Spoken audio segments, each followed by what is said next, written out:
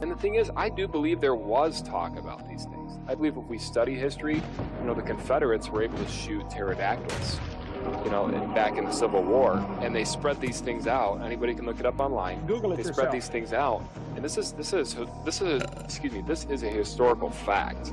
So, they spread this thing out, and it's got a huge winglet. It was a pterodactyl they shot. So, of course, these things have been around. Now, they went extinct, obviously, slowly, but surely. And so... What I'm saying is Jesus wrote a dinosaur to work. That's history. It's in the Bible. How to Train Your Dragon. Historical facts. And if you don't believe it, do your own research. Pull up Google. You'll find the picture, I promise. Oh my God. Thank you, John Gleason, Godless engineer, for gifting me this beautiful moment. Y'all remember when they tried to cancel Steven Spielberg for posing with an animatronic triceratops animal rights activist? Back it up. Hit it from the back. Cloaca. Historical facts. Eat my ass, BP. You're down here bailing on the rest of us because you don't want to process your grief and shame like a normal person by drinking and mistreating strangers. No, Rick. It is you who must nibble my cloaca, or bird asshole. Everyone knows what a cloaca is. back in the Civil War, and they spread these things out. Anybody can look it up online. They spread these things out, and this is a historical fact. So, they spread this thing out, and it's got a huge winglet. It's a pterodactyl they shot. So, of course, these things have been around. Now, they went extinct, obviously, slowly, but surely. And so... Paul Bunyan was sharing some Funyuns with his pet velociraptor. Whoa. Oh, you thought it was an ox? Roll back the clock. Let me knock the socks off. Historical facts. I didn't cut out. You heard me. Are you a pervert or something? Okay.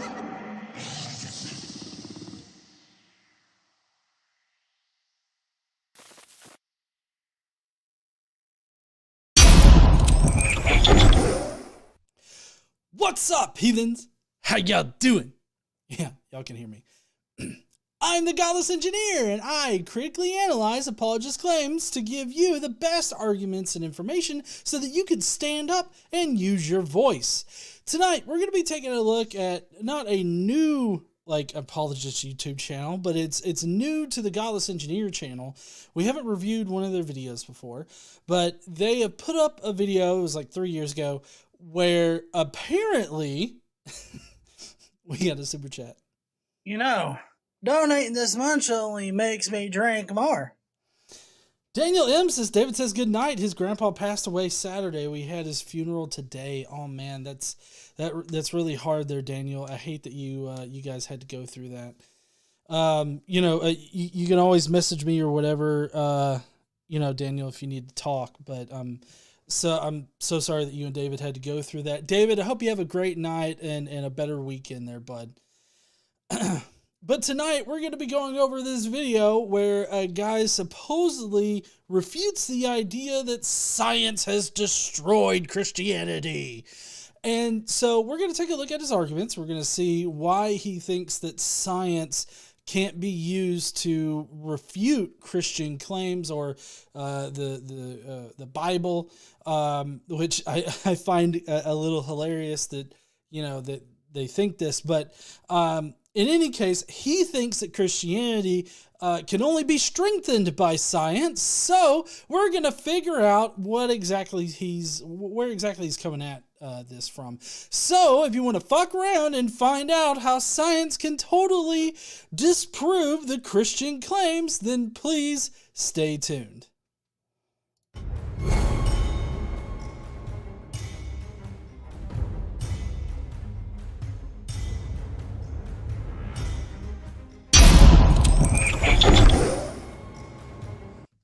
All right. Well, in case you guys don't know, here on the channel, a portion of all the revenue that we make off of this channel, as well as the GE Clips channel, a portion of that gets donated to charity every month. This month, we're donating to Turning Point Autism.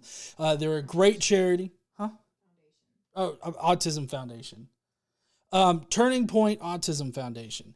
So you can go on a Charity Navigator and you can check them out. They're a really great charity to donate to. They provide a lot of great services and everything like that for people in the autistic community. So if you want to help us donate more money, then you can send in a super chat like Daniel did.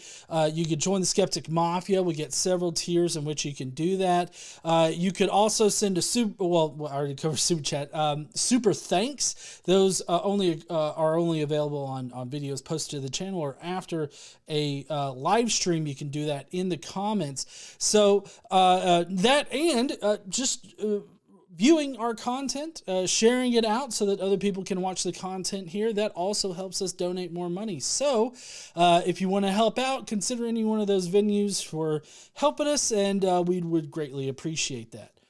Now, to get to tonight's show, we do have a full show tonight. We've got Brocephus in the house. He's going to be going over some shit that he's going to be explaining. We got some Today I Learns that... So some of them are not so much like learning as, I guess, maybe just like a joke, but they're still factually correct, so I figured they worked. And we got some comments to go over, and then we've got, of course, the video that we're going to review. So make sure your butt holders are holding, because we're going to be getting into the Today I Learned section. You got your butt? You're holding your butt, honey? Well, Casey's holding her butt. Yeah, that's right, honey. It's usually my job to hold your butt. That's where I am. I'm just surgically attached to her ass most of the time during the day. Sure, everybody wants to know about that. Anyways, let's get to Today I Learned. Today I learned. Woohoo! Woohoo! I should always end that with the Mario. Woohoo! All right, first up on Today I Learned is a whale fact from @awhalefact over there on Twitter. I'm surprised they're not, blue check marked or anything. Whales are so heavy. How heavy are they? They're so heavy that if you tried to use one as a hat, you would die.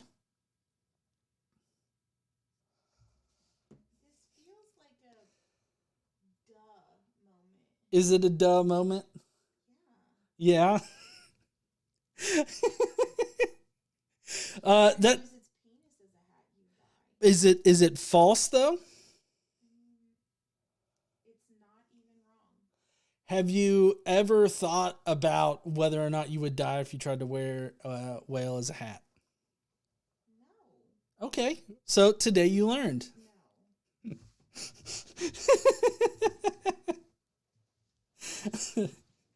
So I had to collect my Today I Learned really quick, so that was just kind of at the top there. Next up, which I don't know if we've covered this one before, maybe.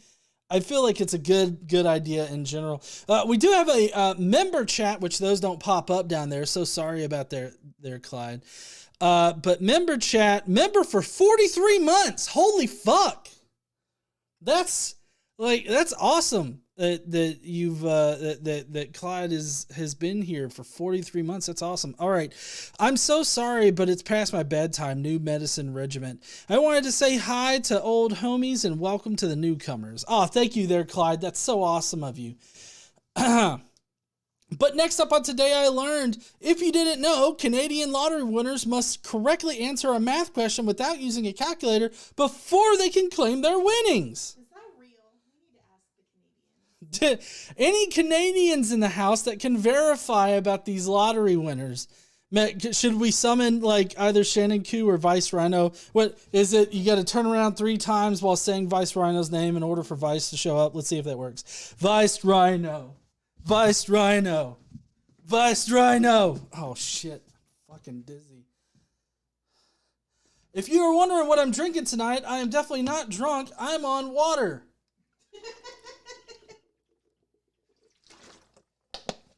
And yes, this is my water jug. I got one of those. It's like, oh, look, you made it.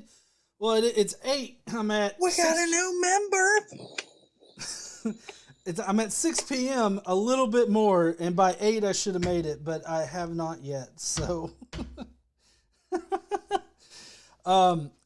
anyways, I don't think that's going to be getting Vice Rhino here, but we'll just have to see, I guess. Thank you, Johnny Rapine, for becoming a shill. You're awesome, dude. Appreciate you. All right, so. So yeah, I think it would be awesome if people started doing this a little bit more, like having lottery winners like answer a math question or something like that. I think that's probably a good system right there if that's indeed true. I don't know if it is or not, but I guess we'll have to wait for Vice Rhino or Shannon Q, Apologia. Who else do we know up there in Canada? Oh, I think Godless Mom. Oh yeah, Courtney. She's Canadian, huh? Neil 604 atheist, yeah. Logic. No. Olivia Williams is Canadian, apparently. Daniel M says David is trying to summon Vice Rhino too. Go, David! Go, David! Go! Maybe we'll get Vice Just a in little here. bit of money. Thank you, Daniel. I appreciate you, man. Huh? Oh, Drew's book reviews. Yes, of course, Drew. I don't know why I didn't think about him being Canadian. He's very Canadian. Very Canadian. That sounds like a derision, but it's not. I'm just saying, like I don't know. They're like, I can tell Shannon's very Canadian by the way that she talks, but like there are some people that just like, you're like, oh, you're Canadian, like fucking Deadpool, Ryan Reynolds. Zod is basically Canadian. He's from Alaska. I mean, yeah, you have to go through Canada to get there. You got to go through Canada to get there. Okay. No reason why that should be part of our country.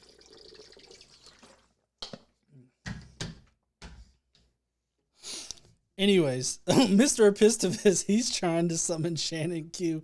Should we try that too? Maybe spin around the other direction for Shannon. Shannon Q. Shannon Q. Shannon Q. Fuck me. Okay. All right.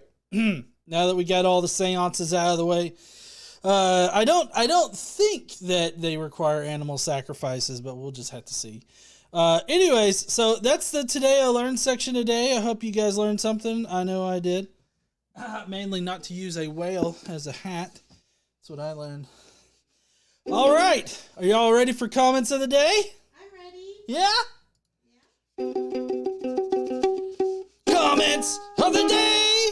Prepare to facepalm yourself in the next week.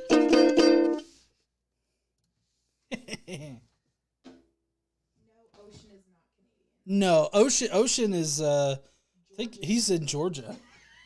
Like Georgia, United States, not like Georgia the country. All right, so for today's comments, we need to have the conspiracy board up. So first up, this comment isn't from this channel, but it's from The Line on one of my appearances on The Line. Azo64 says, why have a clown like J.A. on? I'm one of the main hosts, motherfucker. Just brings the quality and scholarship of the program to the bottom of the barrel. Very disappointed. Oh, but you're not as disappointed as my own mother. I don't know, that kind of feels like, oh, I don't care if you're disappointed in me kind of thing. There are worse things that could happen. But anyways, so bringing the quality and scholarship down, like, I don't understand what that means. Like, I've never billed myself as a scholar. Although I do pull from scholarly sources, like on my more like biblical history and Christian history and those types of videos. The refuting the arguments for like God existing or Christianity being true and stuff like that. I don't exactly appeal to like scholarship for that. What? Why did you summon me out of the shower?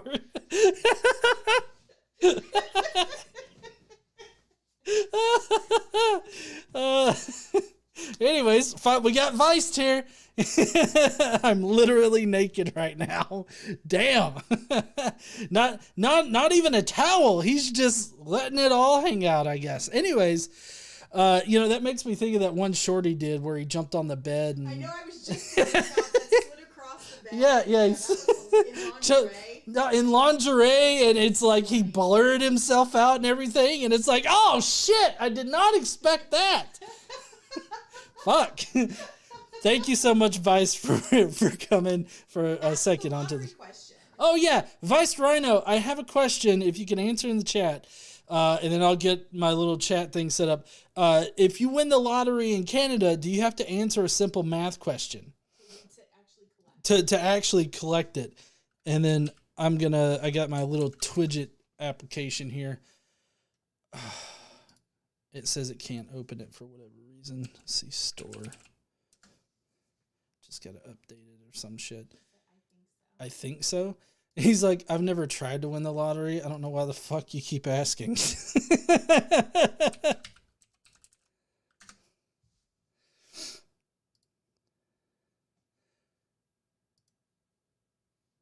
Okay, here we go.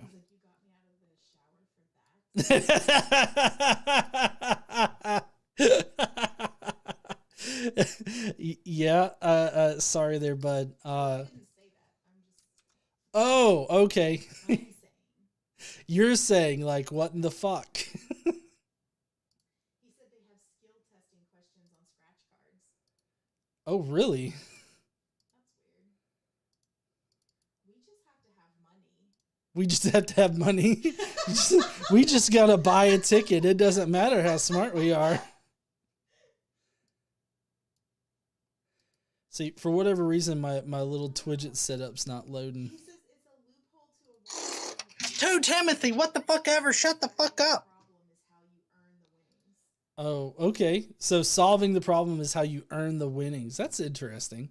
So you're really winning a chance to like to solve the math problem. I wonder if the math problem's like 3 + 2 = 5 or something.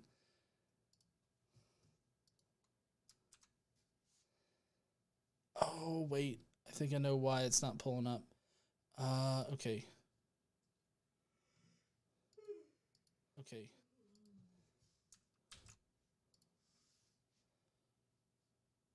Sorry. So YouTube's been doing this new thing where it's like it gives you a link that has live in it, and that fucks with everything that uses a link for YouTube because it doesn't know how to parse it. Let's see. So yeah, here's. Well, okay. Wait a second. I gotta do my little thing here.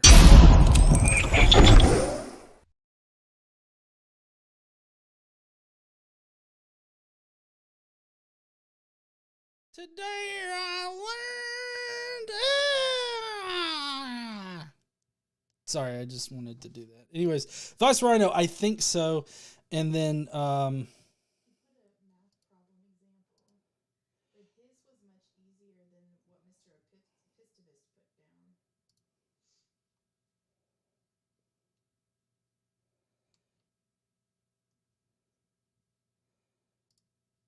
slightly more complex, but it'll be like 3 + 7 - 4. That's 6.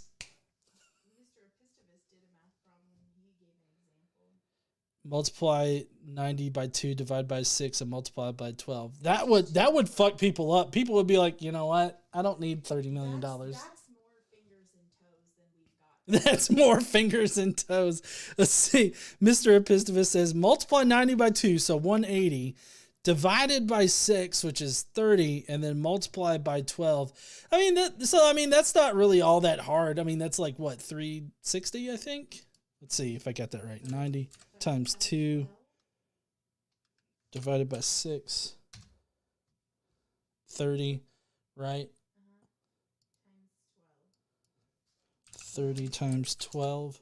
360! I won $500,000, whatever. You have really low standards. $500,000? Do you know, like, the Powerball and Mega Million literally start at 20 million? Well, yeah, but we're talking Canadian dollars, honey. Oh my god. I don't know what the pots are like up there in Narnia. Crexia wants to know if you have to show your work. If you gotta show your work. Oh man, people would be really fucked then.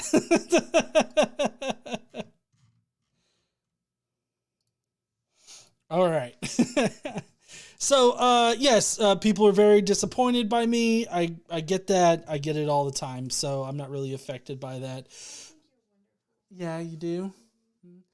But here's what I can say about I appreciate that, honey. You know how much I love how much you support me and everything. I didn't want that to seem too cruel over the, live stream. But anyways, so as far as like the quality and the scholarship, now you could say whatever you want to about my quality. I get it. I'm not everybody's cup of tea. Perfectly fine with that. I know that people want to see shit shows all the time, and I don't provide shit shows most of the time. So I understand people not being all that excited to see me, rationally discuss something with another human being. But as far as the scholarship goes, what I can say about the scholarship is that I read the scholarship and I make sure that I at least grasp the scholarship to know whether or not they're like a crank or they're bullshitting people. Like, I'm not saying that I completely understand all scholarship, because like, for this one climate change video I did, I looked up a whole bunch of studies about climate change, and it's not that I know a lot about climate science, but I do know enough to spot bullshit in supposed scientific journal articles and all this other stuff. Like, I feel like I know enough to not be fooled by shit, but I am not claiming to understand like every minute detail of whatever it is, whatever topic it is. So as far as scholarship goes, whether you want to consider it good or not, that's totally subjective to you. But what I know is that I have vetted the scholarship that I do use. So you're authentically getting what I think is like accurate to reality. So that's what I can say about that. However you want to feel about that, that's up to you there, bud. I don't care about you. You can just go on with your hating self. Because, randos on the internet denigrating me just doesn't affect me like they want it to. Okay, next is a funniest tweet that I've seen this week. That's Lauren Boebert. Of course, conservatives are so snowflakey about everything. They will boycott shit in an instant. And this whole beer situation, right? It's really fucking weird, because you got people on the internet that are like, fuck Bud Light. There's even a song for fuck Bud Light. I mean, where they're rapping fuck Bud Light, fuck Bud Light. Well, they're like, they have to go and buy Bud Light so that they can pour it out and fuck the can. Oh, fuck Bud Light. I got you. But they actually have to go out, buy the Bud Light, and then pour it out on the ground. And you know what it always reminds me of? In the movie Straight Outta Compton, the NWA is in their bus and they're rolling into, I believe it might have been like maybe Chicago or Michigan. And as they're on the freeway and they're heading in, they see people off to the side who are taking like these not steamrollers, but like these tractors and cars and stuff, and they're rolling over like NWA CDs, like all their albums and everything. And Eazy-E is in the bus, and he looks out at him and is like, "Fuck, I don't give a shit. They done bought the bitches."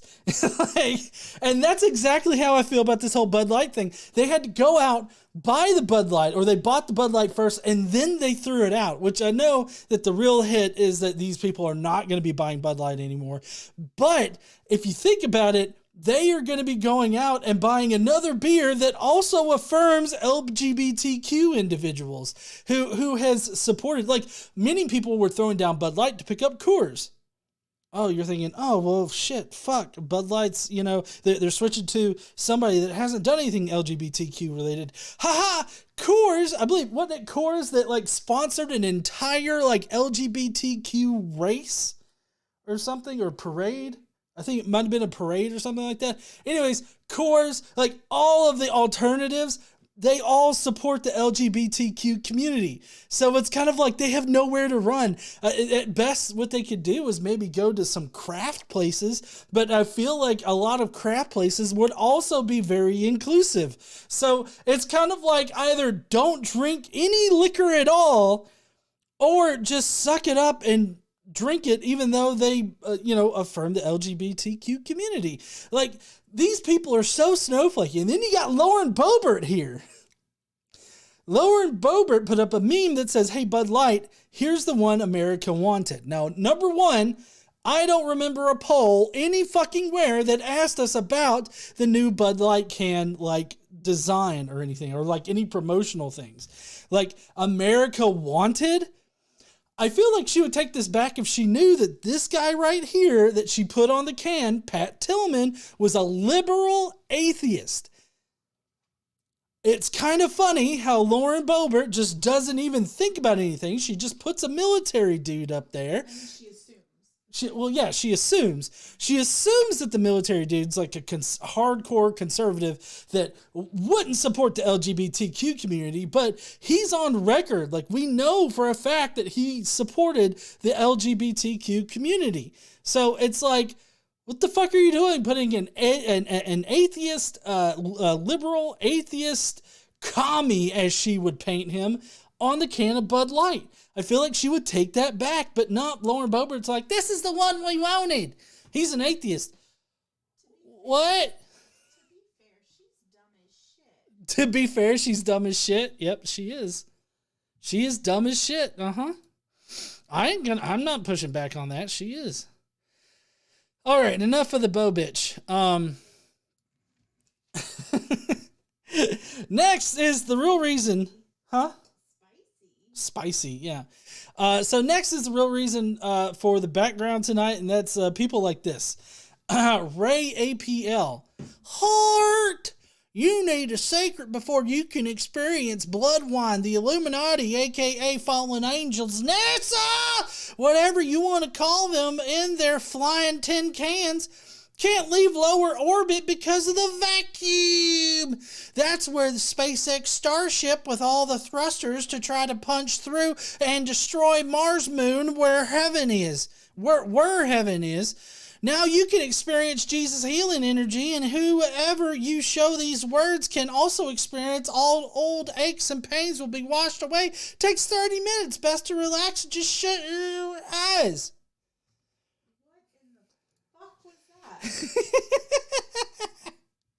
I mean, yeah, I don't know. That reminds me, I've actually got, hold on, I'm going to get me an actual drink.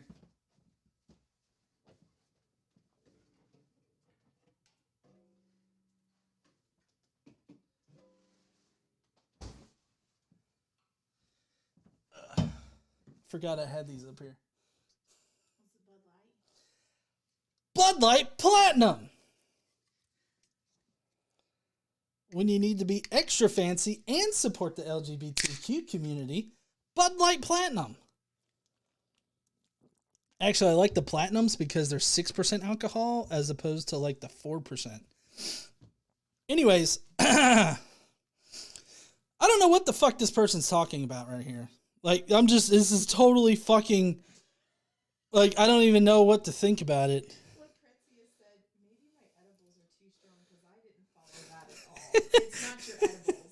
It's not your edibles. It's not your edibles. This is just some crazy shit right here. Like, I don't even know what to think about it.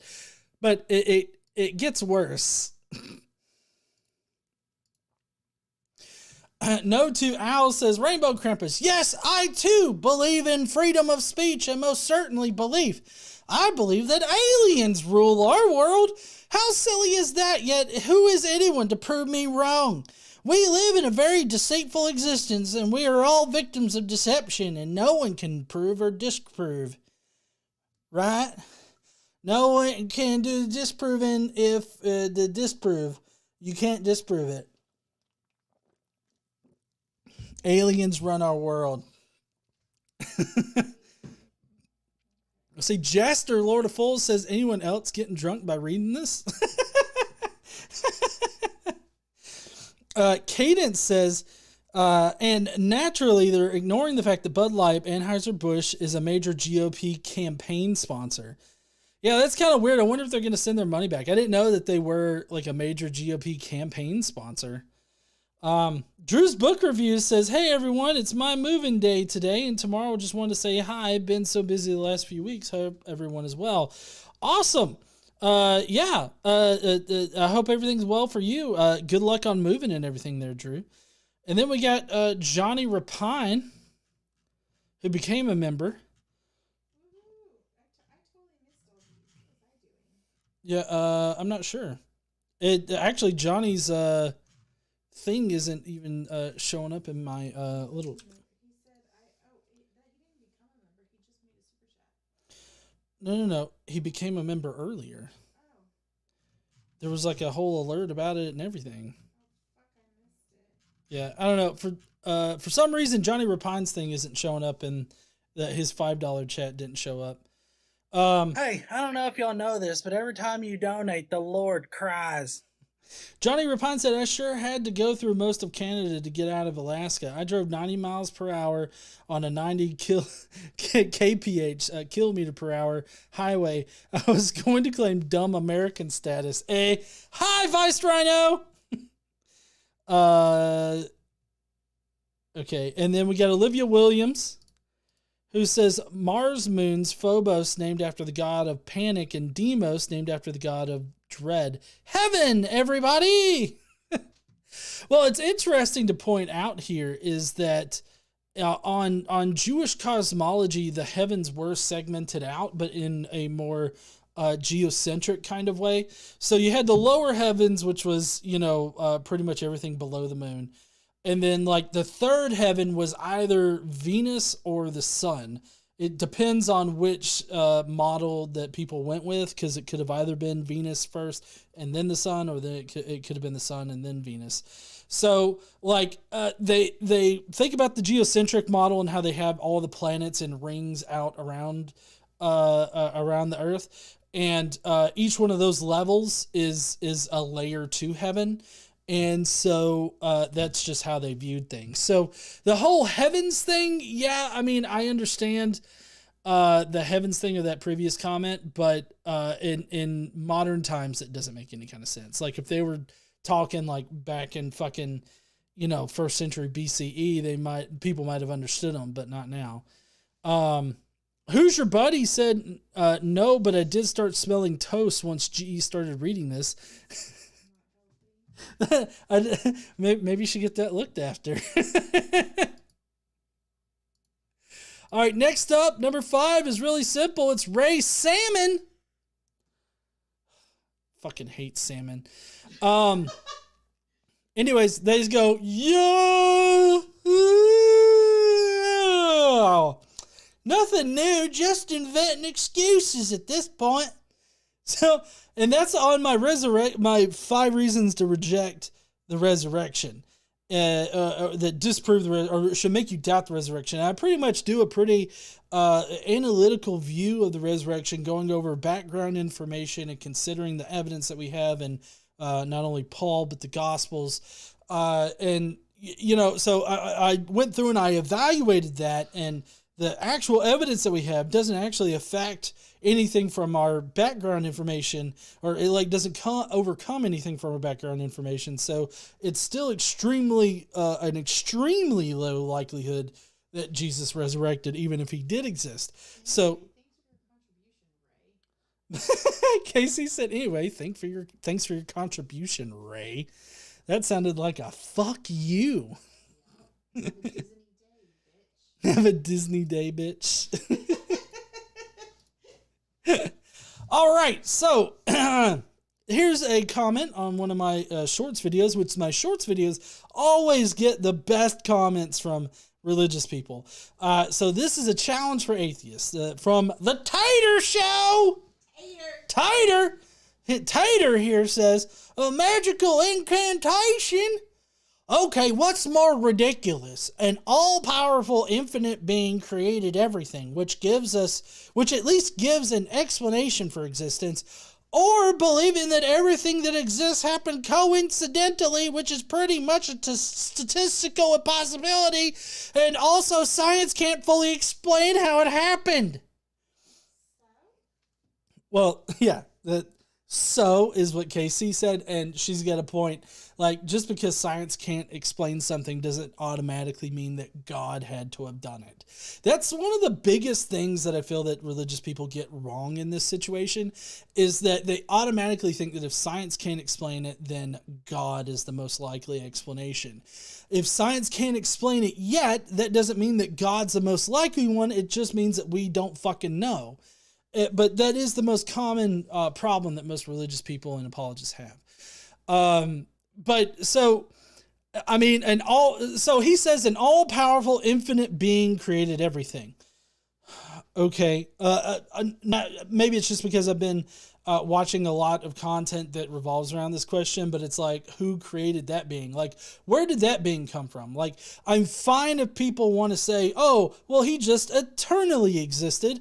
I don't know what that means for an intelligent being, like this a powerful infinite being. But for any being, I don't know what it means for it to, eternally exist. But if we talk about like the fabric of reality eternally existing, that I can actually grasp, because it's not like a being or anything. It's just the fabric of reality existing. Let's see. Vanta Blue sent in a member chat saying there are new theories for how the universe created, but it's delving deep into quantum physics. It's fascinating and mind-blowing. I agree there, Vanta.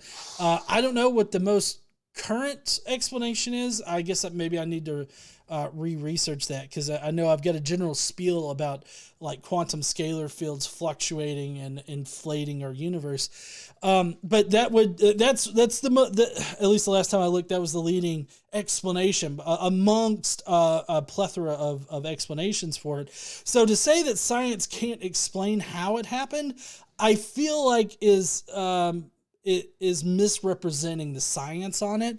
But I feel like it's also misrepresenting it to say that everything happened coincidentally, which is pretty much a statistical impossibility. And that really doesn't even understand, like, that showcases his ignorance of how just reality and probability works, like statistics work. I would actually love to see his work on this. I laugh because of us talking about people showing their work to get the Canadian lottery, but I would love to see him actually perform a statistical analysis on the impossibility of the universe inflating from just the fabric of reality as a natural process. I'd love to see that statistical analysis. So if he could do that and like publish it, I know that I'm asking for a lot coming from somebody whose YouTube name is the Tater Show, but I'm just saying that's what would be required. But anyways, starting from the top, how I would describe it is, oh, you've got a magical space wizard that shouted an incantation to create the universe, or a natural process did it. And like, when you represent it like that, I feel like you can see which one is more ludicrous, because it's definitely the space wizard shouting an incantation for shit. I don't see how you could be like, oh, no, you know, Space Wizard, that's the one that makes more sense right there. Yep. Because it's like whenever, like when it rains, is that because the Space Wizard wanted it to rain? Is it a statistical impossibility that it would rain on my house tonight? No, it's the product of multiple natural processes that are constantly happening on this earth and in this universe in general that causes that to happen. Whenever I get comments like this, it just perplexes me as to why they think a magical space wizard is a better explanation. Maybe you should quit drinking all that beer, GE. For some reason, not all of the super chats are coming through on my Twidget thing. You know, I feel like I wish they were hosted like on GitHub. I could fork it and fix it. I'm gonna fork their code. Daniel M says, just with JWST, we are getting closer to those answers. But what happens when we figure those answers out? I mean, I feel like what happens is that we'll be better informed about our reality. Because if you transpose this to, like, you know, when we figured out how lightning works or how the water cycle works, I feel like all we did was really educate ourselves on how reality actually works so that we can do even better things, you know, in our reality. Like we could stop thinking that God decided to kill somebody with a lightning strike, and we're like, oh, if you just put a fucking lightning rod on the roof, then you won't get struck by fucking lightning. Like, I feel like the closer that we, or the better representation of reality that we have, the better off we'll be. I feel like is the basic underlying principle that I go with there. So thank you for your super chat there, Daniel. All right. And then I believe I got one more. Fair warning to all of you heathens out there. Tattoos equal hell. See? Tattoos equal... Shit, I gotta get... There we go. Tattoos equal hell. I'm going to hell. You're going to hell. We're all going to hell. It's like the Oprah Winfrey of hell. Cernian said shaven equals hell.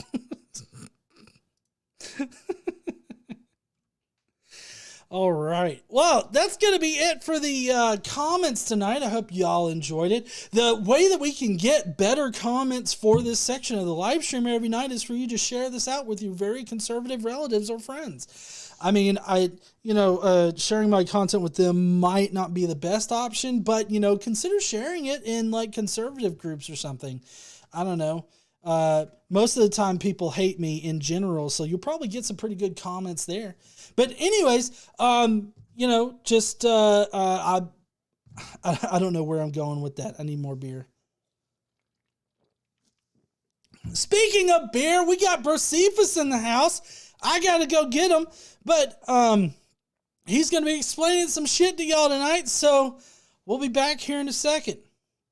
Shitty ass science. We're gonna answer some science shit really wrong.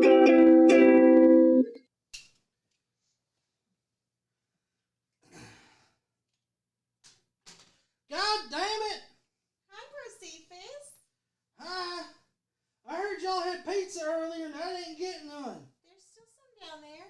Oh, is there? Did GE put it in the frigitator? Yeah. Okay, good. You were taking a nap. I was taking a nap. Yeah, well, I mean, I was pretty wore out. I was up all night, like, writing hate comments on GE's videos under different pseudonyms, like the Tater Show.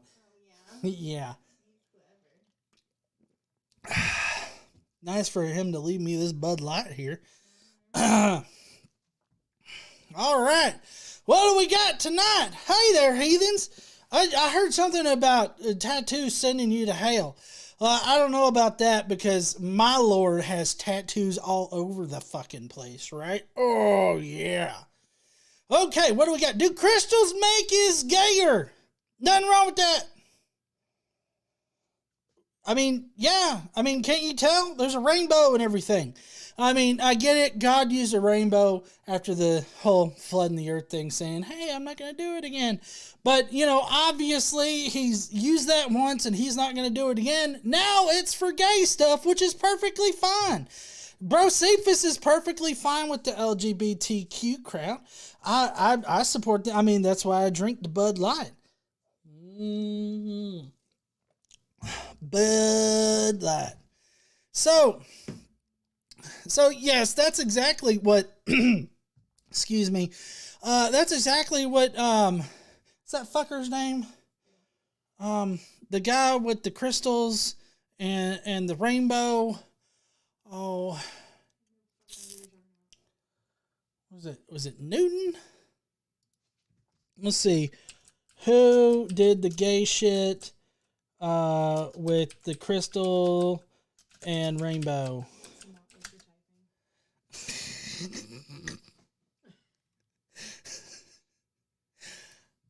Somebody in the chat want to help me out here?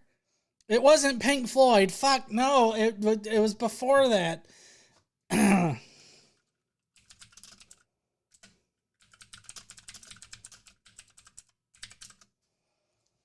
Newton! I was right! Fucking Newton!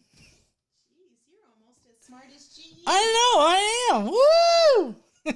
Isaac Newton!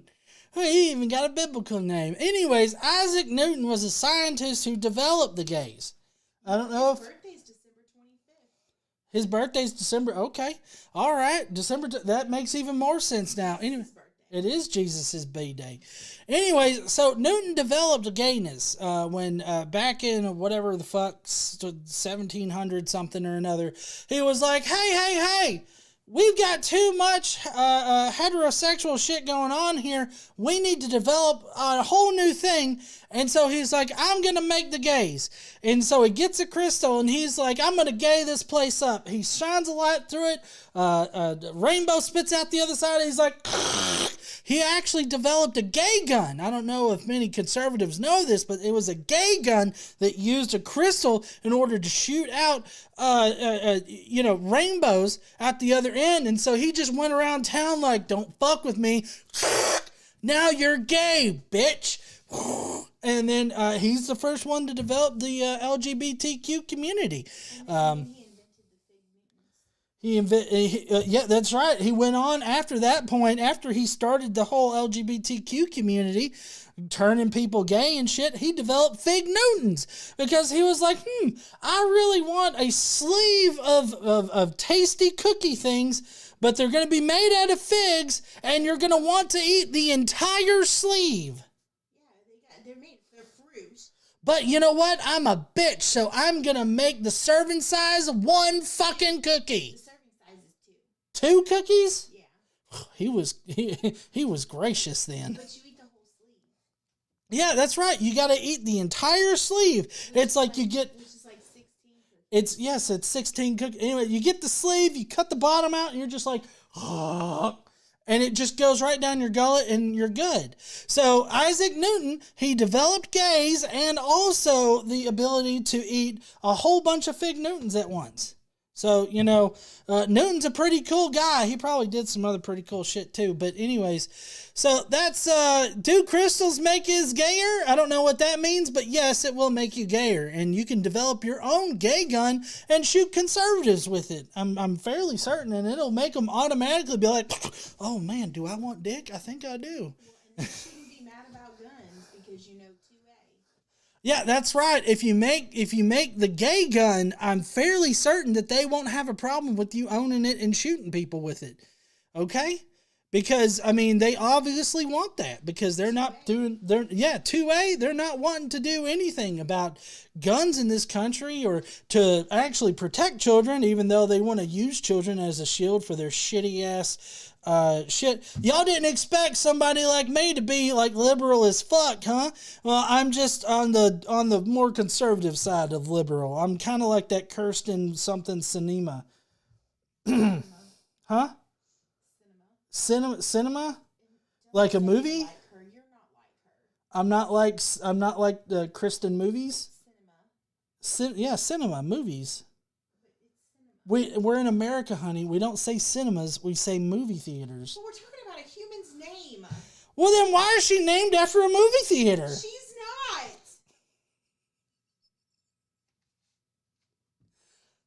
Anyways, apparently I'm just a little bit better than Kristen movie theater. Okay? So, yeah. Anyways, go get your gay guns and start turning them conservatives gay like they're afraid you're gonna do. And drink Bud Light. Although they do support the GOP, so you kind of have to weigh your options there. Right now, it's pissing conservatives off, so might as well, right? Anyways, that's going to be it for me. I hope that you heathens have a lovely day, night, weekend, whenever you're seeing this, and I got to figure out how to... oh, look, Thomas Gravito subscribed to talk some shit. Anyways... Shit, here we go. Okay, I will see you heathens later. Don't forget to do what the fuck ever you want to. God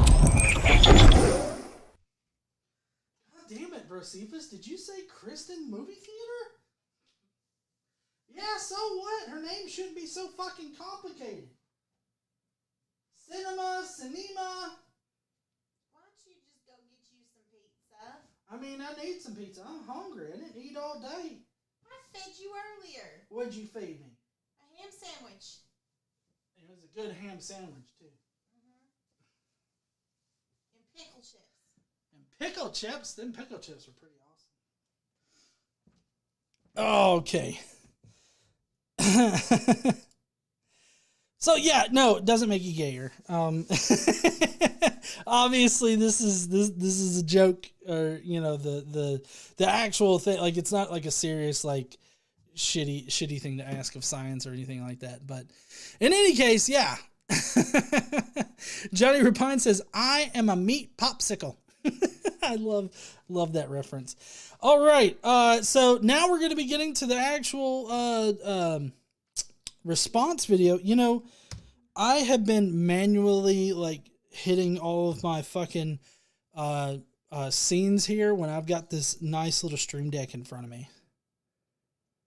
I bought you that. I know you bought me it. Thank you so much for that. Huh? Yeah. The channel didn't even buy that for you. I did. Yeah, baby, I know. Thank you so much for buying it for me. Okay. All right. So now we're getting back on into this.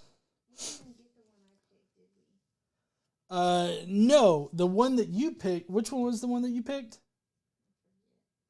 Was it the three proofs for God? I recorded that as its own video. See, you get special treatment. I do. I should. You should. Married.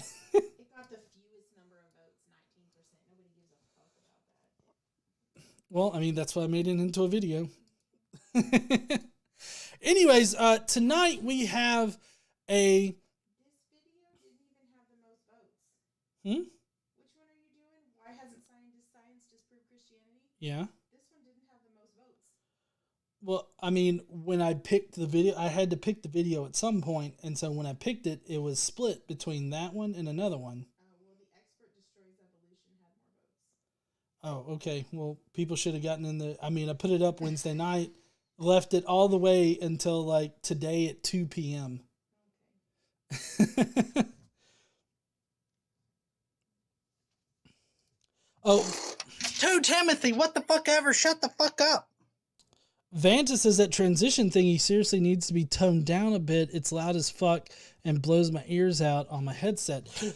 So sorry there. I thought that yeah, the monitor's off on it. I could have sworn, let's see, preview. I think when I normally do it, maybe it's just how I triggered it that time that it actually came through. But normally when I do the transition, it doesn't have any sound with it. So that's my bad. I've been meaning to get that fixed. I just keep forgetting about it. that shouldn't.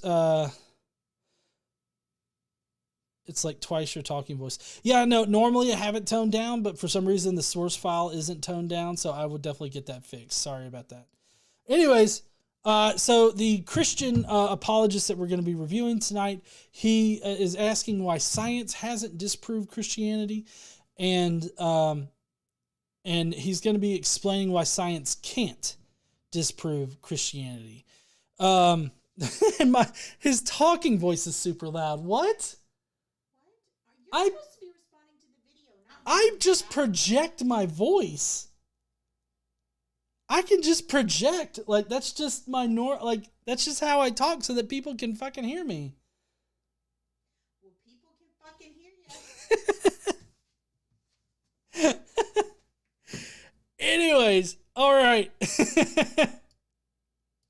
So, we are, okay, so this Christian apologist is going to be explaining why science doesn't refute Christianity and why it can't refute Christianity, but more importantly, science, supports Christianity or something like that. I don't know. We're going to find out together, I guess. Woo! Woohoo! I do a pretty good Mario. Wahoo!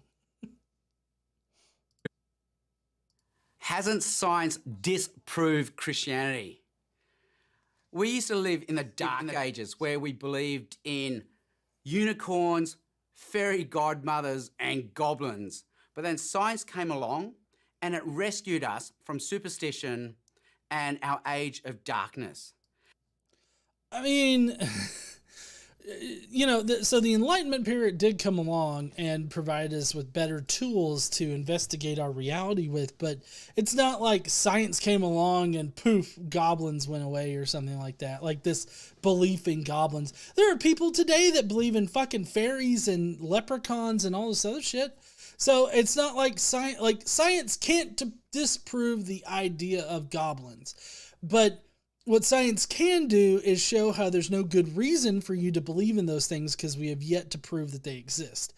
That's science's contribution to those aspects. So unless you have good reasons to believe in some claim, then you probably shouldn't believe the claim. Like anybody could come up and make up a twiggly dicks. Like, oh, there's twiggly dicks running all over this place. Put your twiggly dick up away. Like, I mean, you could say that, but unless you had any evidence that a twiggly dick was real, then there's no reason to believe twiggly dicks exist. Same thing with any of these magical creatures. There's no reason to believe that they do exist until you're given evidence that they do. So that's science's contribution to this, to the aspect that he's talking about here at first. Also, I think that he's from New Zealand because he sounds exactly like Ray Comfort. And so if we want to believe in a god, aren't we going back to the Dark Ages where we also believe in unicorns and leprechauns and fairy godmothers? No, I mean, I know that I stopped it pretty quick, but I don't think that there are like a lot of atheists. Like this is not like a major atheist argument or anything like that against God or against the evidence for God that, oh, you believe in God, you must be living in the Dark Ages. Like that's not something that anybody should be putting out there. Like that's just a ridiculous thing. There are plenty of people that still believe in God now. And it's not that the idea is ridiculous. It's just that there's no good evidence to suggest that a God does exist, but still people persist and believe that it does for various reasons. But I don't think that anybody should be like, you're living in the Dark Ages. Like, I don't think that that's helpful in a conversation or in any kind of interaction. So that's just how I feel about it. I'll let him talk a little bit more this time. Hasn't science disproved Christianity? And science has given us so many good things, from microwave ovens to mobile phones. So you can't have it both ways. If you want to enjoy the microwave oven, you can't also believe in God at the same time. What's up, heathens? I just real quick wanted to let y'all know about a new course featuring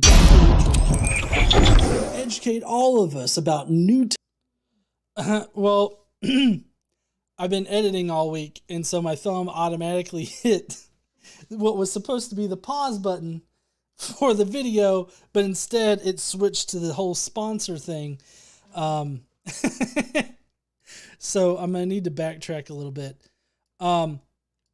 Because what he said there was that, if you believe in God, then you can't use this modern technology because science provided us with modern technology, and you can't trust modern technology and believe in God at the same time. That's just ignorant. Like, I don't know anybody out there that's making that particular argument, like, to Christians. So this comes off as a straw man argument to me. And if an atheist were to use that argument against a religious person, I would also call them out for using a straw man argument because, this is just simply not something that is a serious pushback against religiosity or a belief in God.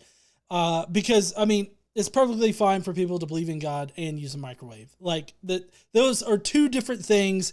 I'm sorry, sir, this is a Wendy's kind of situation. So it's just, or I guess technically it would be, well, I'm sorry, sir, this is a Panera because they love to use microwaves.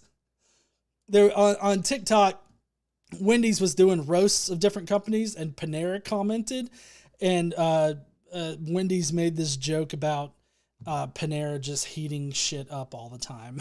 And like, if you want your shit heated up, eat at Panera. But anyways, so yeah, it's perfectly fine. People that believe in God use microwaves. There's two totally different things that you just don't need to say shit like that. Shit just sounds ignorant. And I honestly don't know anybody that makes that particular argument to any apologists or Christians. And if somebody does, then I think that they're just being a dick. At the same time, well, to answer this, I say this: I am of the science. And it's amazing how many scientists also believe in a supernatural personal God. So there's nothing incompatible about science and believing in God. Well, this is where nuance comes in, because yes, like a lot of the scientists, like nearly a majority of the scientists in the past, like coming from the Enlightenment period up until today, a lot of them have been religious in some kind of way. And that doesn't prevent them from doing good scientific research in fields that are not concerned with God's existence or proving any specific religious claim. And even sometimes people that believe in God, they do a pretty good job of disproving certain religious claims, but it's usually for their own theological reasons, because they want to advance a certain position or something like that. But in any case, yeah, I don't think that anybody's precluded from doing science if you're religious, but I do think being religious would restrict you from certain scientific investigations. And these certain scientific investigations... To Timothy, what the fuck ever, shut the fuck up. And these certain scientific investigations would have to be related to some kind of topic that religion specifically thinks that it has a say in. And I say that like psychology might be one of those things. Sociology, anthropology, cosmology, astrophysics, things of those nature. I feel like religious people are at a bit of a disadvantage in some topics in those fields, because I don't think like if you're religious, you can't be a scientist in those particular fields. I think that there are certain areas of those fields in which you probably can't investigate to the fullest skeptical sense and be non-biased or as unbiased as possible. And I mean, I think that's just because of the nature of religion. But definitely, you can be of the science and be religious at the same time. But I do feel like, and this is where the nuance comes in, I do feel like that science is very caustic to religion, because the more you look into the scientific claims of specifically Christianity, which is what we're talking about in this video, when you take the time to actually scientifically investigate these claims, you'll find that at every single time the Bible overstates itself in explaining the evidence that we have, and the Bible is shown to be wrong on a number of these claims. I mean, the Bible's even wrong on history in a lot of sections. Like, sure, the the parts where it gets names correct and here comes the gravy train. So the parts where you get like names correct and all that other stuff, sure. The Bible can correctly name, King David or Solomon or, any of these number of kings that definitely existed that we've been able to corroborate outside of the Bible. So we've been able to do that. And so they get a few things right, but on the whole, as far as like telling a historical narrative, the Bible just simply fails.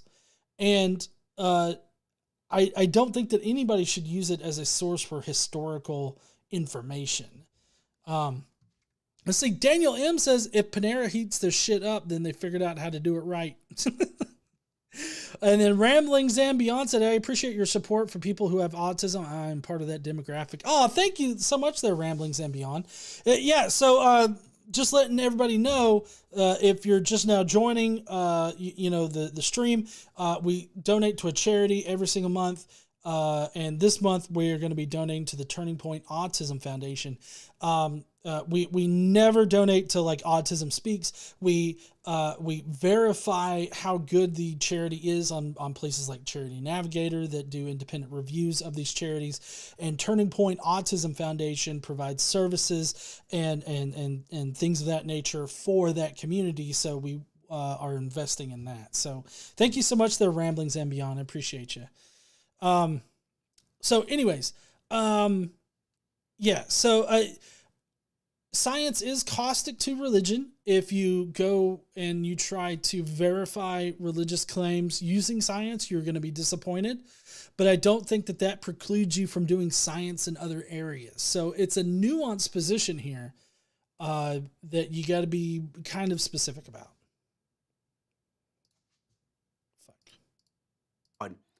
It's actually the way we understand science that's the problem. There are many things we believe and we know to be true that don't come to us from science. We all believe that it's good to give to those who are less fortunate than us. We all believe that it's wrong for us to discriminate against marginalised people groups. We all believe it's wrong for a powerful person to commit violence upon a weaker person. I'm sorry, but what fucking universe does he live in? Are we receiving this video from like an idealized universe where everybody knows this kind of shit? Because over here in the USA, like, that's not true. Not everybody knows those things. Like, he starts off strong, like, there are things that we know that don't come from science. And I'm like, oh, fuck, really? I'm interested to know what bits of information about our reality that we know and it isn't revealed through the scientific method. I would love to hear this because as far as I can tell, like nearly everything that we know comes to us through some kind of use of the scientific method. And that's essentially what science is. So, I mean, I'm quite interested in this, but then he starts off with provably wrong things. Yeah, provably wrong because of the science. Because like the science of psychology, neurochemistry, all this other shit would prove that what he just said is wrong. Not everybody knows that those things are the ideal way to be. Like, he's got a very idealized idea of the human condition because we have varying ideas of, for one, degrees of the topics that he listed, but also not everybody agrees that the topics that he listed are good, right? We all have this subjective moral foundation. And that's just proven through the science of like psychology, sociology, neurochemistry, I guess for that matter, chemistry in general.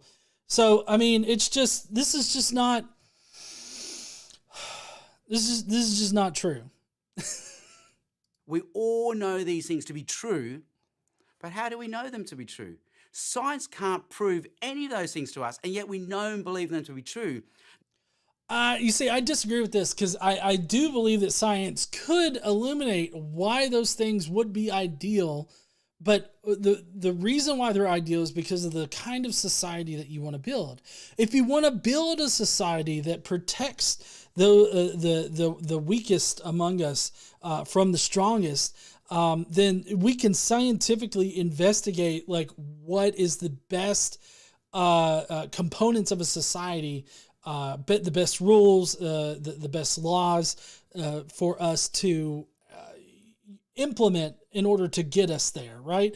If you wanted to support, minority groups, then there are definitely ways we can scientifically investigate, well, what's the best way to support minority groups and prevent targeting of minority groups. And the other things that he listed there are scientific ways in which we can evaluate the effects of whatever we're wanting to implement and see how it affects those groups. So he's just simply wrong that we can't use science in order to get to some kind of nearly unbiased conclusion about what is the best way to accomplish these things.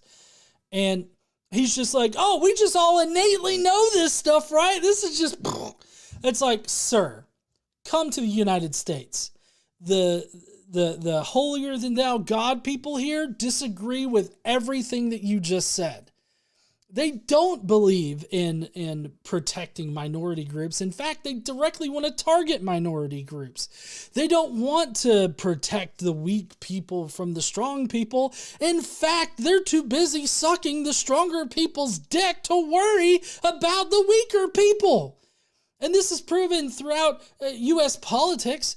The GOP right now would rather put children in harm's way than give up the right to own an assault rifle that's only meant to kill another motherfucker. And specifically, they want to make the number one killer of children nowadays, AR-15. They want to make that this nation's national gun, like a national bird or a national motto. The AR-15 is apparently going to be the national gun of America, and that's what some Republicans want to do. It's like throwing shit in the face of parents who have lost children in mass shootings at schools, and just people in general that have lost loved ones in those situations. So for him to say, oh, all people know this, that's just fucking bullshit that can be proven with the daily news cycle. Rant over. In other words, there's so much in this life that we believe and know to be true, they don't come to us from science. It's the same with Jesus and faith and spirituality. They can be true even though they don't come to us from science. Well, I'll say this. If those things don't comport with reality, then science would disagree with those things. Science would say, no, that's not possible. Like the resurrection. The way in which the resurrection is proposed in the New Testament, that's not scientific. That can't happen from a scientific worldview.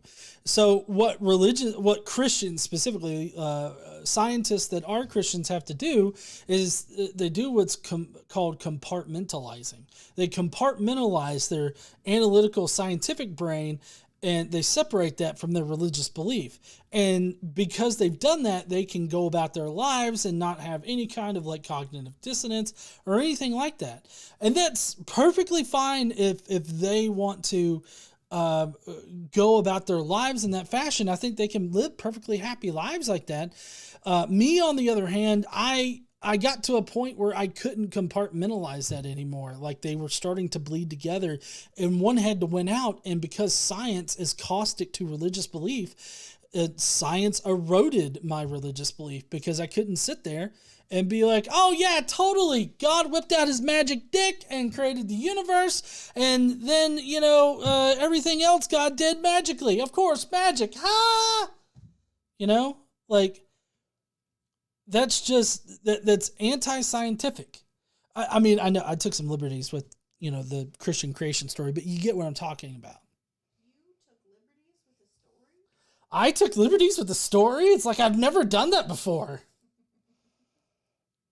For example, when I come home and my wife says, I love you, what do I do with that? Do I say to her, prove it? Give me a scientific, repeatable, observable experiment that proves that you love me.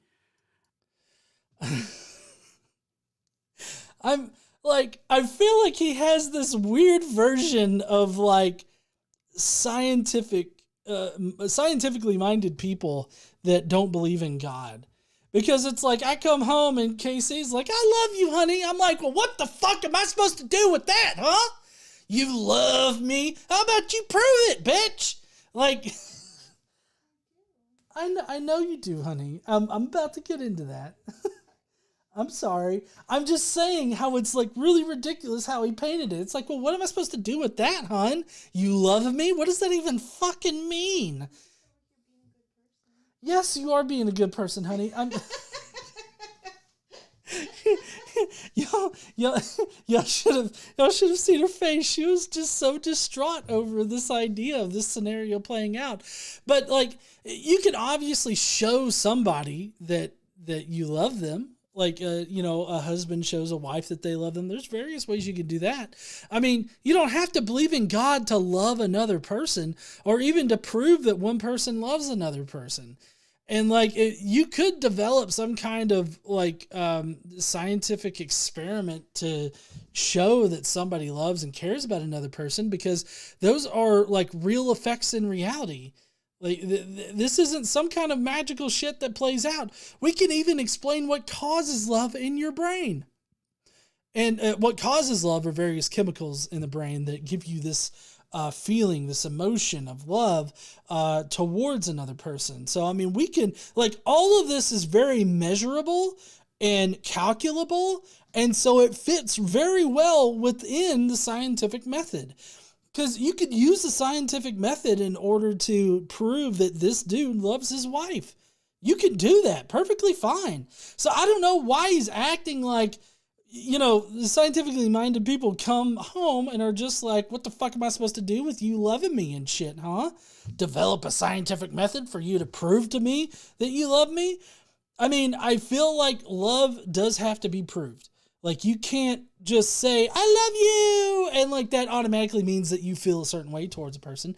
I do feel like if you love somebody, then your actions are going to illuminate that you in fact do love them. Like, you're not going to tell somebody you love them and then slap them in the face. Well, I mean, abusive people do that. But obviously they have like a really fucked up idea of love. And that's how you can actually identify problems with somebody. And that's like a huge red flag that you just want to stay the fuck away from if they're not going to get help. So, I mean, there are definitely scientific ways of analyzing this entire situation. If I came home and Casey said that she loved me and I was like, well, what the fuck am I supposed to do with that? I hope that would be like a red flag. At least not that she should leave me immediately, but just that it would be a red flag as to like, oh, well, this seems a little odd. Like this, I feel like this is one of those things where you just want to kind of stay the fuck away from. I would hope that anybody would want to stay away from somebody that treats being loved that way.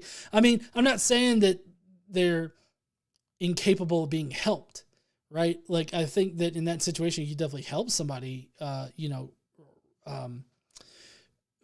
fix whatever is the issue, like psychologically within them that makes them have that reaction. But I mean, it's still a very troublesome thing, like what he's pointing out here. See, that would be ridiculous because love belongs in a different metaphysical category. So I believe she loves me. I know she loves me, but it's based on trust and testimony and personal experience. Yeah. Which are all things that would factor into a scientific analysis of whether or not she loves you. Like, he just literally said, there's no way to scientifically analyze this, but then here are some ways in which we can scientifically analyze this. Like, you're being contradictory here there, bud. Because the metaphysical thing, I don't know what the fuck he's talking about with that, but there are real world ways that we can unbiasedly determine whether or not one person loves another person. And that's, the trust is built with like actions and conversations and all, and things of that nature. So, I mean, like, all of these things are quantifiable and calculable, which are the main components of determining something scientifically. So I don't know what the fuck he's talking about. And we know there is a Jesus who's alive and is true. There's a Jesus that's alive and true. Like, so even if you believe in a historical Jesus, I'm just going to assume there was a historical Jesus for this. He was a first century Jew, and you believe that he's alive. This is one of those, huh? I get it, but resurrection's scientifically impossible, at least the way that the Bible portrays it. So, I mean, Jesus can't still be alive today. If you were to scientifically analyze this, this is an unreasonable position to have, in my opinion. People that see Jesus in the sky and on toast? Well, that's a product of pareidolia. No? No, it's really Jesus? He can't, like, feed starving kids, but he can appear on toast? I mean, I feel like if he could appear on toast, he should just make the starving kids toast. Do you think that if a toast comes up and it looks like a dick and balls, maybe Jesus teabagged the toast? Maybe. I want to see a dick and balls toast. Dick and balls on toast.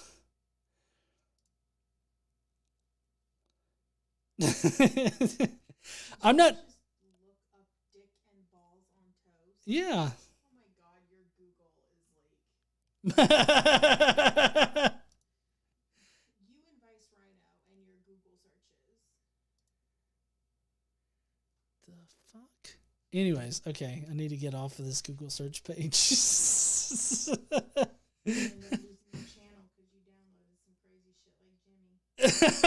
I'm not going to lose my channel. Yeah, so Jesus still being alive, that's not scientific. And I know that he says that he knows that's true, but my question is, how do you know something is true without, like, determining if it comports with reality, which is the main goal of scientific inquiry? Like, science in general is meant to illuminate what reality is. If that's a component of reality, that Jesus is alive and he's true, then you would think that science would be able to determine that. It would be, because if that comported with reality, then science would illuminate that. But the thing is that it doesn't. Like, science does not confirm this. So this is one of those cognitive dissonance positions, right? So he's rejected the notion that science can disprove Jesus, and he's compartmentalized his faith from his scientific, his more analytical part of his mind. And he he doesn't have any cognitive dissonance now because he's rejected the notion that science can't prove that. But only because he's like, oh, well, we know this not because of science, but because of how we feel about it. Not because only of science, but because it's a metaphysical claim and it comes to us through other truth sources like trust and testimony and personal experience. Trust, testimony, and personal experience. Well, the whole personal experience part, he mentioned that before, but generally science is trying to weed out personal experiences because personal experiences can't be,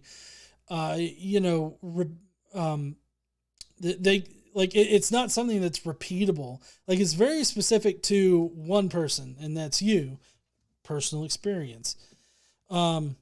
So we got Olivia Williams of the member chat that says Jesus is alive is unfalsifiable, so worthless. That's true. Jesus is alive is unfalsifiable. There's no way that we can prove that Jesus isn't alive, I guess.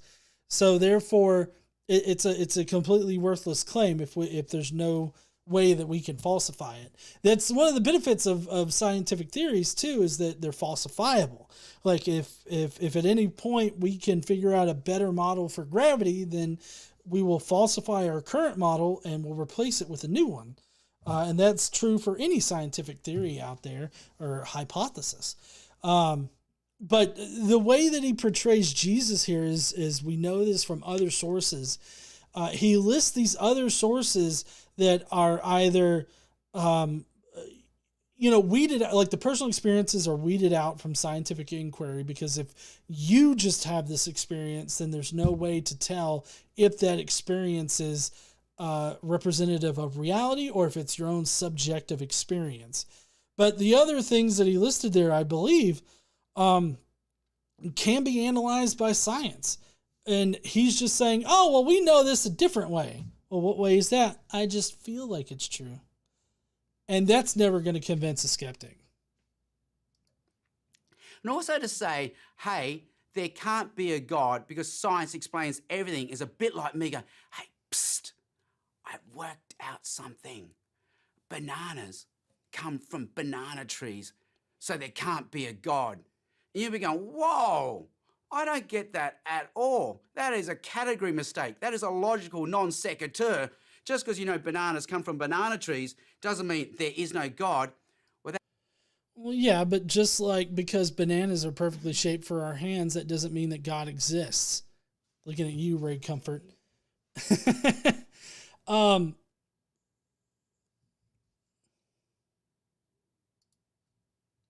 Okay. Sorry, I noticed a sharp decline in how many people were viewing the stream. There must have been a hiccup on YouTube or something.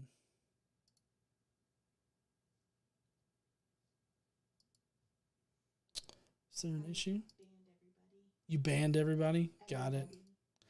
Non sequitur. Yeah. So I do agree that just because whatever science says doesn't necessarily disprove a God, because currently there's no way to disprove a God. I feel like, I mean, obviously I can disprove a Christian God. Like that's can be disproven. But as far as the general concept of God, I feel like that's an unfalsifiable claim. So just like Olivia mentioned, it's a little bit worthless. Like we'll never be able to know, because we'll never be able to test whether or not a God exists. So you don't know if a God exists or not. But Dinsmore said he's an Aussie, not a Kiwi. Okay, sorry. Both of the accents kind of sound similar to me. But anyways, I'm a silly American. But I do agree that the arguments that he laid out are silly, but I also have never heard an atheist make those arguments. Like we have specific arguments against God. Like even the harder atheists have specific arguments against like a God in general, saying that a God just simply can't exist or whatever. Like they have arguments for that are either philosophically or scientifically based. But but as far as the Christian God goes, we can definitely prove through scientific inquiry that God doesn't exist. And how we can do that is basically how you can prove that the Christian God doesn't exist using science is by taking the Bible, taking the claims that are made within the Bible, and test them using the scientific method.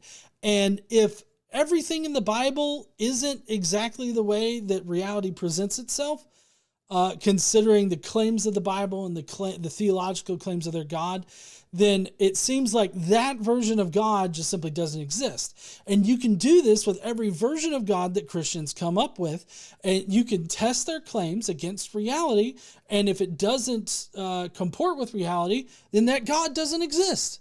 So saying that a general idea of God can't be proven or disproven while accurate is just leaves you in the agnostic sort of mindset. The Christian claim is a very specific claim that we can easily refute through scientific inquiry.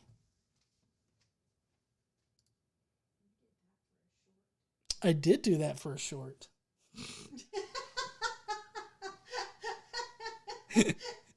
That's exactly the same as saying, hey, I know the origins of the universe.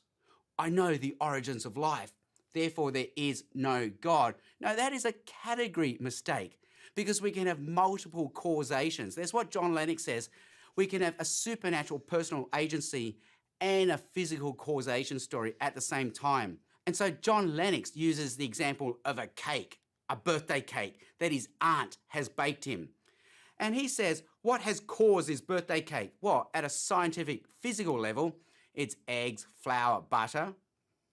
But at a personal level, it's his aunt.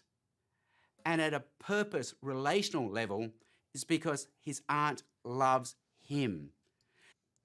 Well, I don't think that just because you love somebody and you make a cake, that has anything to do with the cake being made.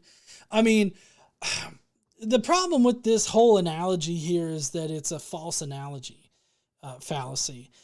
Basically, you can't compare a cake being made to the universe coming into existence. The universe coming into existence is a natural event that happened, billions of years ago, and it happened because of natural reasons. If you were to compare it to anything, you would need to compare it to some kind of natural process that happens on the earth. Like, I typically like to appeal to the water cycle, or you could appeal to any other process that happens here on the face of the earth. The rock cycle is another cycle that is a natural cycle that happens regardless of whether there's an intelligent being there to cause any of it.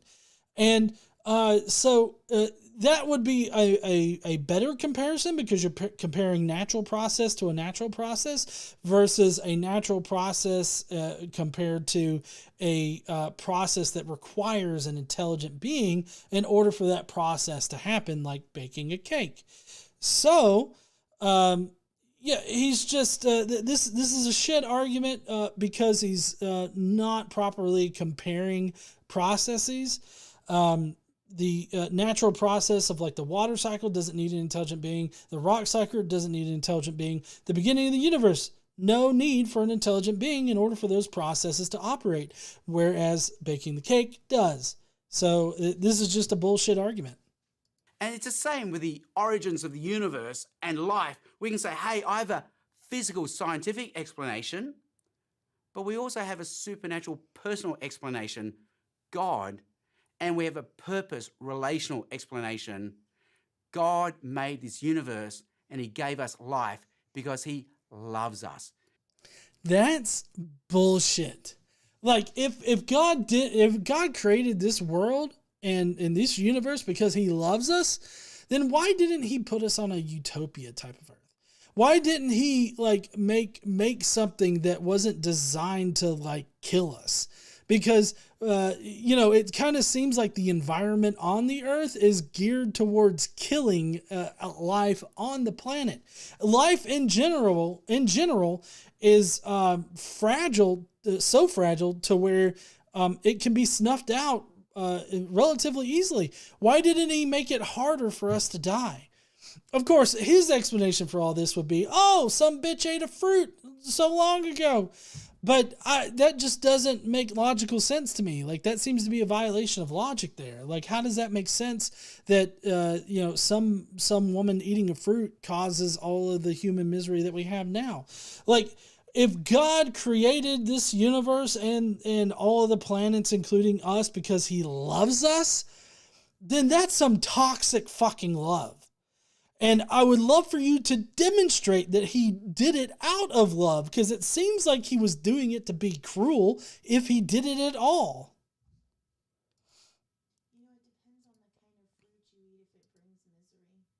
It depends on the kind of fruit if it brings misery. Okay.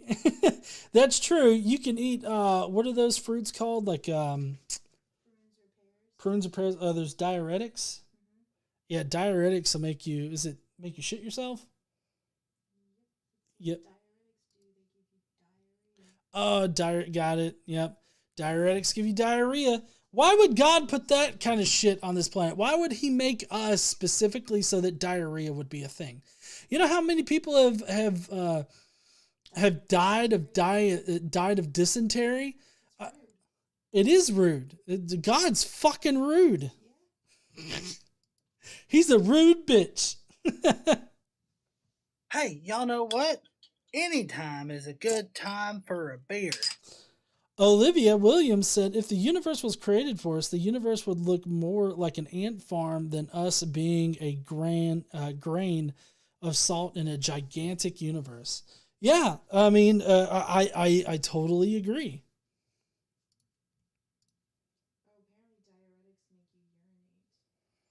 Oh, they make you...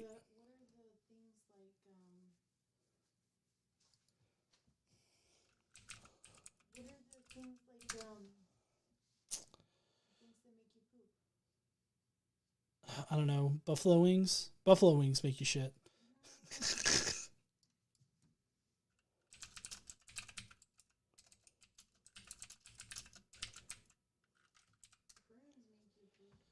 Peaches, pears, cherries, and apples. One of the biggest offenders is fructose, which is found naturally in fruits. Oh.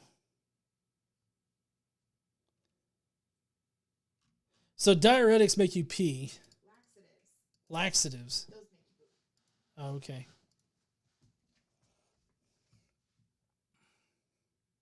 So you see that God and science are complementary rather than competing. They're not complementary. Like these ideas are not, like, science isn't complementary to Christianity or religion. Like, that's just wrong. Because science is caustic to religion and religious ideas. And that's because primarily religious ideas they do not comport with reality. They don't represent reality. Science, its goal is to correctly describe reality the best that it can, and we're constantly refining our ideas to better represent reality. So if you have something that is contrary to reality, and then the other thing is looking to comport with reality, one is going to consume the other.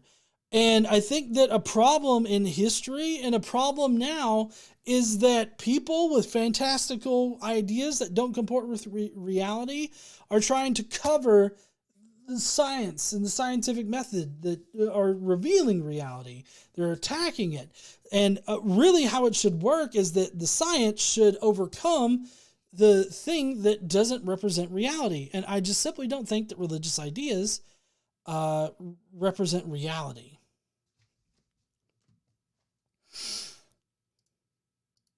So, this guy's just he's totally wrong on this subject.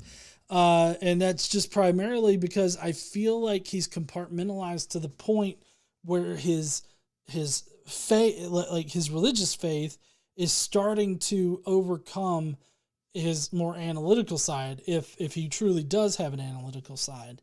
So it's really weird to me to hear somebody do that, because it just doesn't make sense to me. Like, why would you want to forego reality for these magical, fantastical beliefs? I get that it makes you feel better, that it makes you feel good, but I feel like that can only hurt you, because if you feel good about a situation, but that situation in reality is hurting you, I would hope that you would want to stay away from that situation. But alas, we don't, a lot of people don't do that. So let's head back over to the main screen here. Yeah, you see, it didn't do the that time. Or at least y'all shouldn't have heard like a clamp that time. Let me know if y'all did. I think it was just the way that I did it before that was kind of weird. Anyways, so thank you. No, that was loud as fuck. It's still loud. That's really weird. Okay. I thought that it was like, I thought that I had solved that situation. Anyways, thank you, heathens, for joining me tonight. I really appreciate you guys watching. This video obviously didn't convince me that Christianity is science proof or whatever. Like, science can't refute Christianity. I feel like science definitely has the tools to refute Christianity. And so I feel like this guy just has this idea in his head that his religion is true because he feels like it's true, regardless of what the science says. And I don't think that that's any way to really go about, like, your worldview. Like, having a worldview where you take feeling over what the science says about a certain subject, I feel like is not prudent. So this guy's just totally wrong, and I wasn't convinced by it. I'd love to know if you were convinced by it, and if you will, please let me know in the comments down below or in the live chat right now. While you're down there, why don't you smash that like button and subscribe if you're not already subscribed. And I guess I will see you heathens next week, where we're going to have J. Warner Wallace talking to us about some Bible shit. And then we got more drama that's going to be coming next week.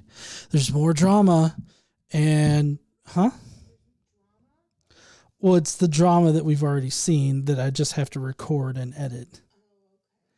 So there's more drama. We got more people hate the Godless Engineer, and if y'all support me, they hate you too. No, they probably don't. Yeah, we all suck. So J. Warner Wallace and drama shit next week. I hope you guys are prepared for it. So I guess I'll see you guys then. Don't forget to stand up, use your voice, and all that kind of good shit. We'll see you heathens later.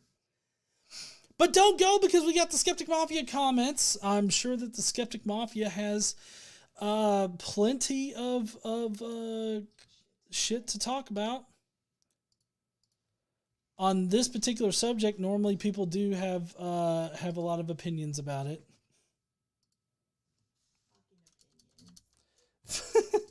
Fucking opinions. You got lots of opinions there, Bae? Yeah, but usually I keep them myself. Oh, yeah? Usually.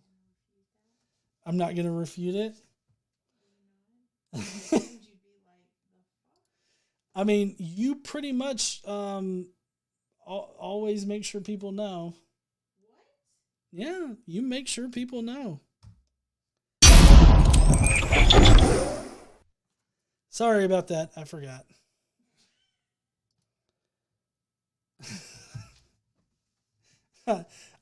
I will. Let's see. I'll do fades now. So like when I here fade, no sound. There you go. I'm so sorry.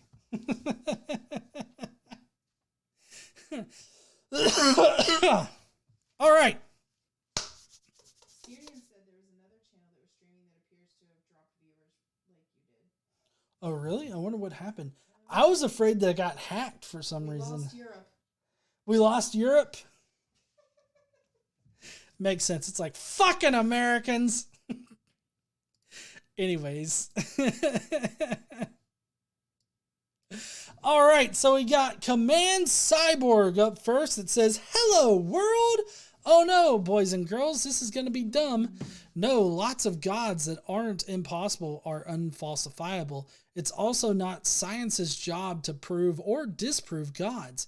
That's a fact. It's not science's job to disprove them, although science can be used to disprove certain specific claims of gods. But general God idea, I don't think you can disprove, so it's worthless. Okay, I'm going to sleep now. It's probably long enough already. Consider the whale peeing. I heard that from a bad authority. It's 15 foot long.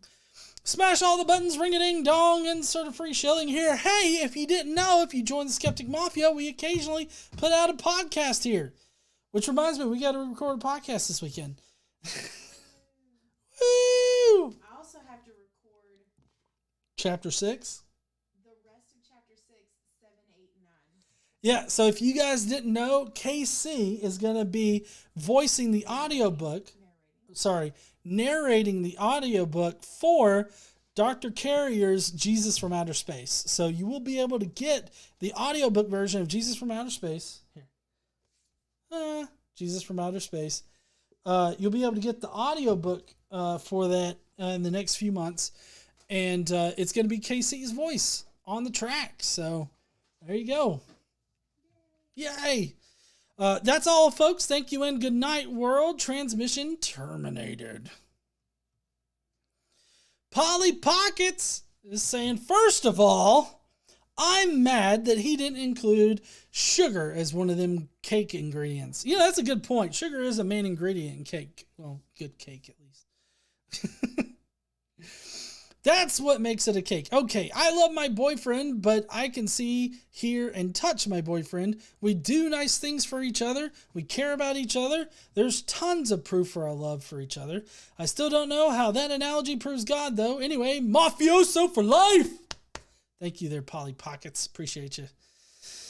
Next up is Jester, Lord of the Fools, who says, great concept, Mr. Chan. Now, let's expand a few things and reframe a few other things so that this all actually makes sense. As we read more. As we start off, you frame science as the savior entity, something that anyone who has watched a movie about dystopia futures can explain to you how that's not really a great concept. You see, science doesn't choose how or if we implement it. We do. We are the ones who decide if medicine stops a forced mother from raising her grief or not. And hopefully we become wise enough not to let that be her choice.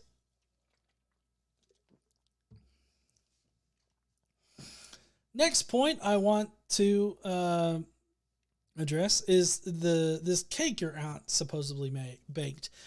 I can prove whether or not she actually did or if she picked it up at Costco. I just have to look at them and draw a few conclusions based on what I know of the objects. Now, we could do that with God, except he never shows up for his doctor's appointments. Finally, a point about these moral values you say we all share. If so, why are Palestinians being thrown out of their homes with Christians largely supporting the practice? Why are MAGA-loving men praising Trump for his attacks on the LGBTQ plus issues? Why do so many on the right approve of Putin's invasion of a sovereign nation less than a third his size? I don't have any issues with you believing in Sky Daddy and science at the same time. I have an issue with you telling me that we should teach that shit in schools. Enforcing your unproven claims in my face like I'm obligated to believe in them. So believe in whatever you want in your house away from your victims. I agree. Thank you so much there, Jester. Appreciate you. Jonathan Hanchek says it's really telling when somebody actually does a little bit of research on the subject and when someone doesn't. Until then, come and watch another video here on the corner of your screen or at the end of the title, because there's got to be something better to watch than this idiot talk about idiotic things or right or wrong. So with that said, remember to click that like button, subscribe if you already have it, and definitely join the Skeptic Mafiosos. Join the Mafiosos, because one of the best ways to show the world is to be one of us. One of us. You also get those nice emojis at the end there if you become one of us. Yeah. Doubtful form. God is too good at hide and seek. Yeah, he is. Deus Ex Tomato with the ASCII. We're getting the ASCII. Okay. Again, I didn't really have time to watch it, so I'm just going to enjoy you rip this apart. But you know what time it is, right? I mean, what other time could it be? It's ASCII time. Oh, shit. Hold on. Let me see if I can back out a little bit.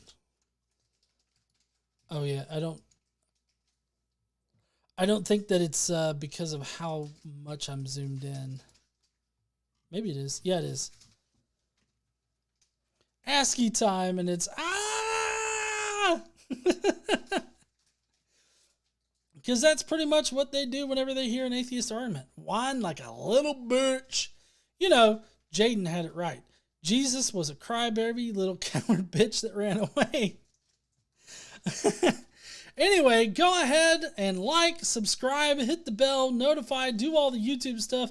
Oh, and share the stream to your friends. In fact, find your nearest Christian friend, tie them down to a chair, tape their eyes open a la A Clockwork Orange, and ring, ring, hold on, getting a phone call. Yeah, I know.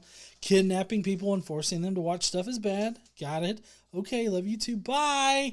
So apparently my lawyer is advising me that kidnapping someone and forcing them to watch stuff is illegal? Oh, well, just share it. That should suffice. And remember to stand up and use your voice. Casey is always right, especially when she's wrong. And tomatoes are fucking delicious. Thank you. It's true. Yep. Thank you there, Deus Ex Tomato. Appreciate you.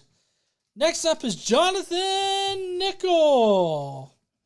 Jonathan says, this guy speaks of unicorns, fairy godmothers, and goblins as mythological creatures, but doesn't his Bible mention unicorns? He is not off to a very good start if he begins by arguing against his own side. Yeah, right. Like, the Bible has unicorns in it, so I don't know why he's like bitching about unicorns and shit.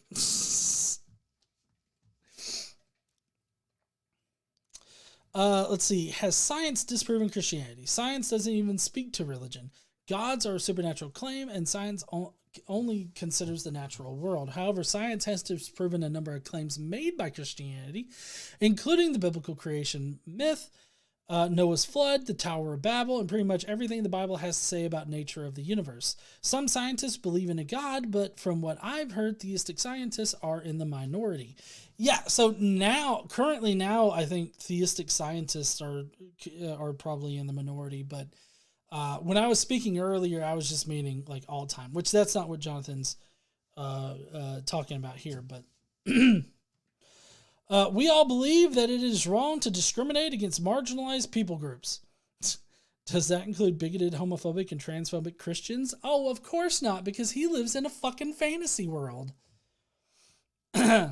Much of what he says we know that doesn't come from us, that come to us from science can be demonstrated scientifically. You may not normally ask someone to demonstrate that they love you unless you have a reason to doubt their sincerity. However, if someone does love you, it isn't hard to find the evidence of this. Now, we don't know there is a Jesus, and certainly not one that is alive. Christians may assert that he exists, but he definitely hasn't shown himself.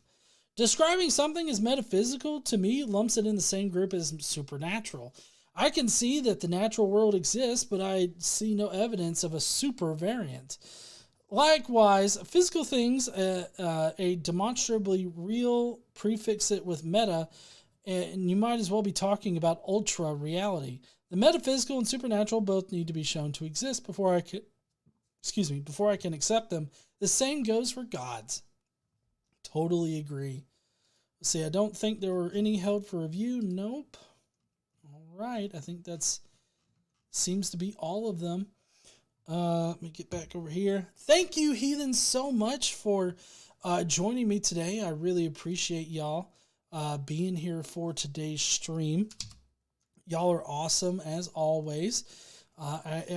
Normally I don't get the link in the description, but tonight I'm going to be on top of it. Go ahead, put it in the description there. Save, it's there. All right, so let's see. Kevin Crady says, to be fair, unicorn in the Bible could be a reference to the rhinoceroses. Yeah, true. It could be rhinoceroses. Or a narwhal if they're talking about a sea unicorn. Do you think there are narwhals in the Sea of Galilee? What about the Mediterranean Sea? No? Huh? Yeah. Yeah, they're cold water things. Anyways, so it's been awesome hanging with y'all tonight. I think that probably what I'm going to do tomorrow, we've got some early morning errands to run. Bullshit. And then I got to get my drama video recorded, and then I may end up playing some Resident Evil 4 probably tomorrow afternoon. It's kind of looking like. So be on the lookout for the GE Plays channel. You just go to geplays.com. You can subscribe to the gaming channel if you want to see me fight off a giant fucking Jonah whale of a sea creature in a lake. Y'all want to see me fight that motherfucker, you're going to have to tune in tomorrow. So, doing that, of course, just to remind you, next week we've got J. Warner Wallace talking about some Bible history stuff. And then we've got drama that's coming to the channel again. I wanted to significantly break up the drama videos that have been going on, because there's like this whole thing that's kind of going on right now. And this whole stupid fucking thing where apparently people are out to make me look like a shithead. And yeah, that's a good point, honey. If people would just stop opening their fucking mouths and lying, then the drama would just go away. So, you know, there's that. But in any case, that's what's coming up next week. And I think the week after that, I'm actually going to be out of town. So it might just be a bunch of like clip stuff that gets put on the channel after next week. So just, you know, be sure to tune in next week. And I guess I'll see you heathens later. Don't forget to stand up and use your voice. Bye, heathens.